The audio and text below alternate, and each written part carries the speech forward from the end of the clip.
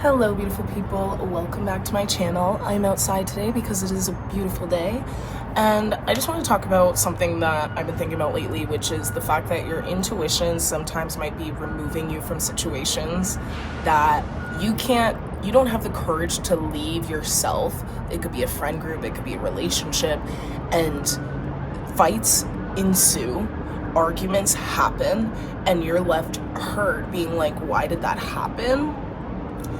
And I was journaling about it, and what came through was that your subconscious knows things that you don't know, right? Consciously. Your subconscious mind knows that you're not welcome or safe in spaces that you might not consciously be ready to admit and accept that you should leave. And I'll be honest, for me, I realized my soul and my subconscious mind is pretty tired of being like the only black girl in the room, or one of the only black girls in the room / black people in the room. And so, yes, I do take easily offense from white men in white spaces and white women in white spaces.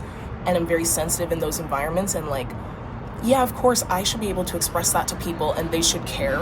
But also the fact that this is coming up in me is my subconscious saying, hey, you actually don't need to keep showing up in spaces trying to prove that you belong there. Just because you were raised in a PWI doesn't mean this has to be your framework for life. And you're allowed to say, hey, I actually am a little bit tired of always being the one who's supposed to be okay with feeling a little more uncomfortable, because sometimes your friends are not willing to make themselves uncomfortable in the same ways that they require you to, you know what I mean? And all of these things have forced me to also address the fact that convenience isn't always alignment.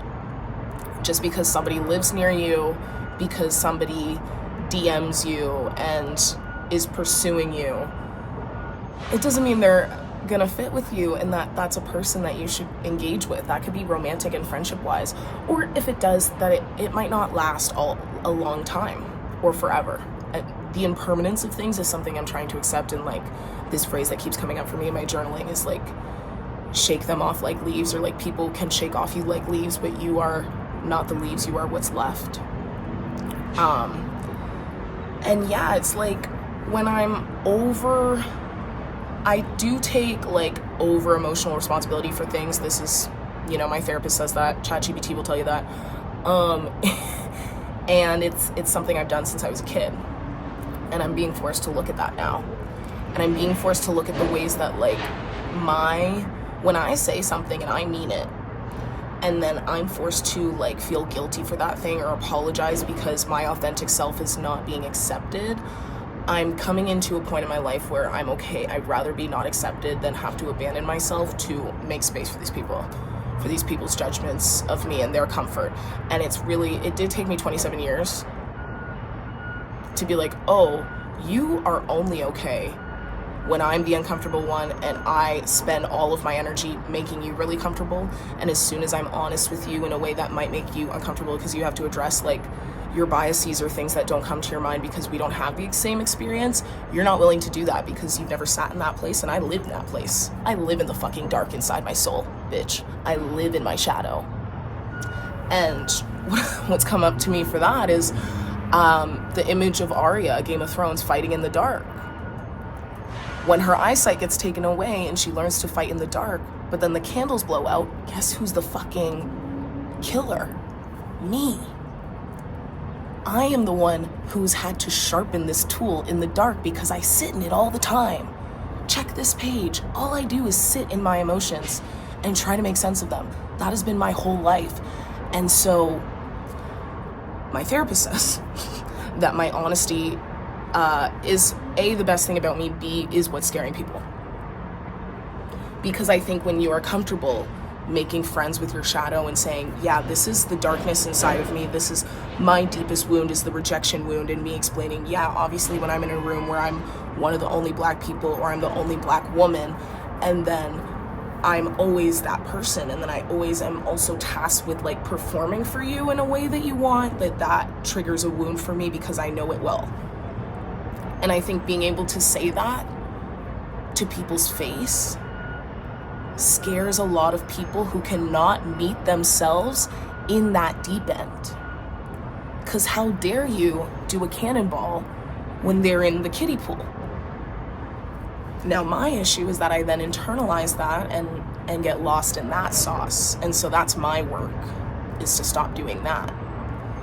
But it's actually more interesting work. And that's where my soul is at, you know what I mean? I'm such a meaning maker, and I know I need to learn when to turn that off.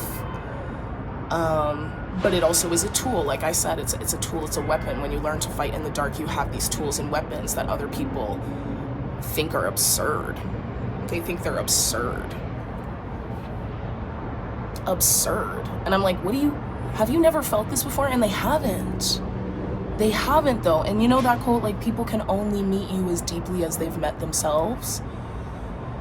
It's really true, but you will suffer because of that. And then so my big work is externalizing instead of internalizing it, because I'm such an internalizer. I'm overly emotionally responsible because I'm the seer who understands where this person is coming from and can probably track it back to their childhood and the way they allow themselves to feel things. They don't allow themselves to feel those deep emotions. So then that's my fault, because, well, I in my head sometimes I'm like, well, maybe you shouldn't have been so deep, right? Maybe you shouldn't have gone so far. This person is overwhelmed by your depth. But if I'm not allowed to be my full and complete self with that person, why would I want to be around them? And you shouldn't have to shrink yourself down to be around these people. So that's where I'm at. Let me know if you relate. I'm gonna post this video right away, and I will talk to you next time. Love you. Bye.